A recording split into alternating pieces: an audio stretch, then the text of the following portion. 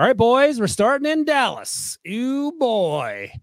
Who were at one time 7-point favorites during the week against the old Packers there. And all Green Bay did was set a playoff scoring record versus the Cowboys. And Jordan Love on Sunday looked a lot like C.J. Stroud looked on Saturday. And we'll get to the Cowboys at some point this evening. But first, got to start with the winners. And that means Dallas looked lost against Green Bay's offense. And I'll start here. And this is something that I tweeted out after the game. The Cowboys and defensive coordinator Dan Quinn had exactly 0 answers when the Packers lined up with 2 tight ends. And that's something the Packers did a lot during the season. Second highest rate in the NFL to the tune of 37% of the time. Something they did at a 48% clip on Sunday.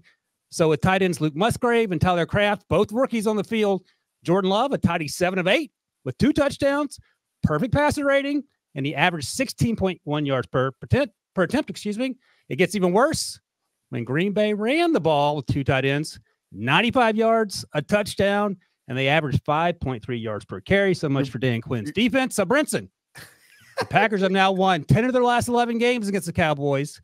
That said, how impressive was this victory against the Dallas team that had won 16 straight at home and averaged more than 37 points per game at home this season?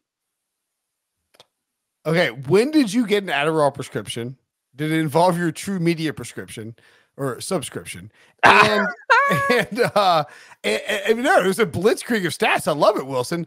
I think the thing for this game is that have you ever seen anything? I've never seen anything like this in terms of what the Packers did offensively. Well, okay, first of all, the old narrative of first time playoff quarterbacks and rookie playoff quarterbacks out the window. Jordan Love, first ever perfect passer rating. CJ Stroud yesterday. Not a perfect passer rating. Not a perfect pass. It was a perfect passer rating until they decided to try to go to first down on his final throw of the game. It fell incomplete and dropped his rating from 158.3 to 157.2. It cost them the perfection. They didn't have to throw the ball there. And that's okay, but keep going. I just want to make sure. No, good point. Good point. The broadcast definitely said that. It was probably on Peacock.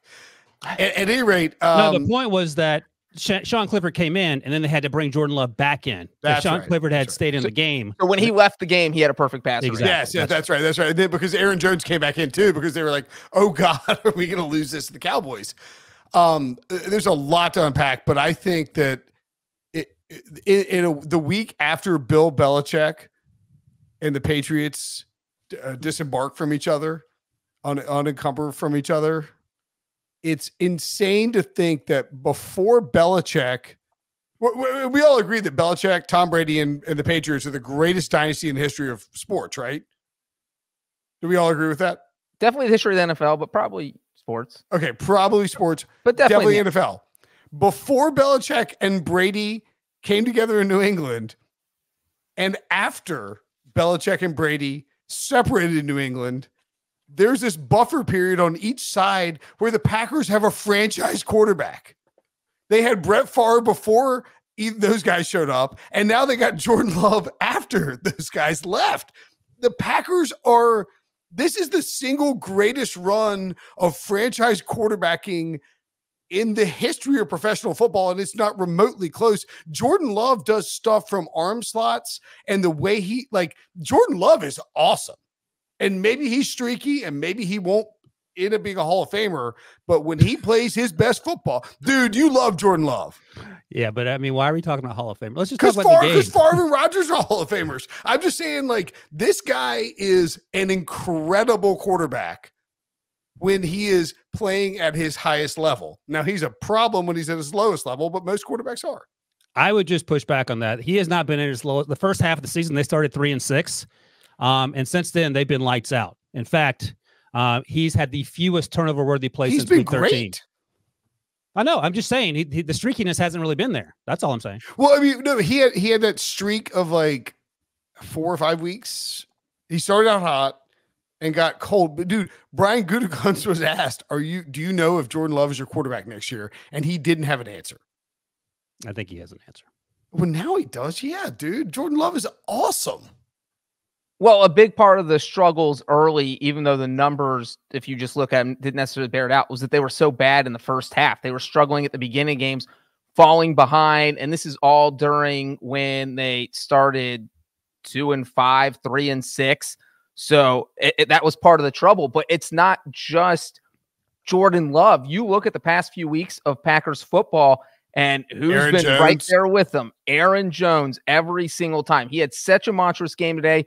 You look at what he did in week 18 against the Bears, 111 yards. Week 17 against the Vikings in a huge, huge game, 120 yards.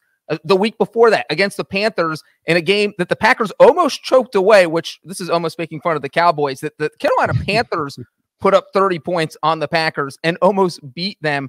But Aaron Jones put up 127 yards in that game. And, we're looking at this stat right now on YouTube. Aaron Jones had 3 rushing touchdowns. That is tied for the most rushing touchdowns in a wild card game in NFL history. And so when your rushing attack is working like that, that makes things a lot easier for your quarterback. And Jordan Love was absolutely phenomenal.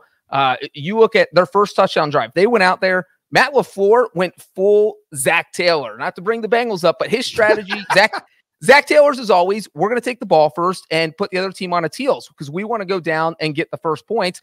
Well, Matt LaFleur doesn't usually use that strategy, but he did in Dallas because he felt confident enough that his offense could go out. The vaunted Cowboys defense, guess what? We're going to drive straight down the field. We're going to score on them. And now all the pressure's on them because they're a 7-point favorite. They're playing at home. Mike McCarthy's job is on the line. And what did the Packers do? They drove straight down. Jordan Love went 4 for 4 for 42 yards in the opening drive. They scored a touchdown. And you look at all 3 of their offensive drives that ended in touchdowns in the first half. Jordan Love went 12 of 12 for 152 yards on those 3 TD drives. I mean, it was a clinic out there. LaFleur, I mean, he's also one of those coaches where it was, what was going to happen if Aaron Rodgers left? Is he actually a good coach? And I would say that he has resoundingly made that answer yes. I don't think there's any debate. There was definitely debate when they were 3-6 in November, but I do not think there is. What do you think about this? Was Aaron Rodgers restricting Matt LaFleur's ability to be the best Matt LaFleur could be?